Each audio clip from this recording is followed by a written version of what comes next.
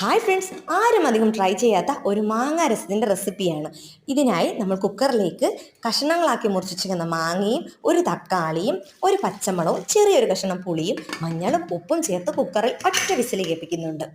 ആ ടൈമിൽ നമുക്ക് ചട്ടിയിൽ കടുക് വറുത്തെടുക്കാം. കടുക് വറുത്തതിന് ശേഷം നമ്മൾ ഈ ഒരു ഐറ്റമാണ്, ഇതാണ് ഇതിൻ്റെ മെയിൻ. ഇത് നിങ്ങൾ ആരും സ്കിപ്പ് ചെയ്യരുത്. ഒരു 5-6 വെളുത്തുള്ളിയും ജീരകവും കുരുമുളകും നല്ല ചതച്ച് തന്നെ എടുക്കണം. നല്ല ചതച്ചെടുത്തത് നമ്മൾ ഈ എണ്ണയിലേക്ക് ആഡ് ചെയ്ത് കൊടുക്കണം. അപ്പോൾ അതൊന്ന് മൂത്ത് വരും. മൂത്ത് വരുന്ന ടൈമിൽ നമുക്ക് കുറച്ച് പച്ചുള്ളി ആഡ് ചെയ്ത് കൊടുക്കാം. അതൊന്ന് വഴന്ന് വരുമ്പോഴത്തേക്ക് നമ്മൾ നോർമൽ രസത്തിൽ ആഡ് ചെയ്യുന്ന പൊടികൾ മല്ലി, മുളക്, ഉലുവ, കായം ഇതെല്ലാം ചേർത്തിട്ട് നല്ല ഒന്ന് മൂപ്പിച്ചെടുക്കാം. വെന്തിരിക്കുന്ന മാങ്ങയും തക്കാളിയും എല്ലാം നല്ല പരുവത്തിന് കിട്ടിയിട്ടുണ്ട്. നാരുള്ള മാങ്ങയാണെങ്കിൽ കുറച്ചും കൂടെ ബെറ്റർ ആയിരിക്കും. അപ്പം നമുക്ക് നല്ല രസം കുറുകുറാൻ നിൽക്കും. ഇതിൽ നിന്ന് നമ്മുടെ തക്കാളിയുടെ സ്കിന്നെല്ലാം റിമൂവ് ചെയ്തതിന് ശേഷം നമ്മൾ ആവശ്യത്തിന് വെള്ളവും ഉപ്പും കുറച്ച് ആഫ്രിക്കൻ മല്ലിയിലയും പിന്നെ നമ്മുടെ കറിവേപ്പില, അതില്ലാതെ എന്ത് രസം, എല്ലാം ചേർത്ത് നല്ല രീതിയിൽ ഇളക്കി മിക്സ് ആക്കി കഴിഞ്ഞാൽ നമ്മുടെ രസം ഇവിടെ റെഡിയാണ്.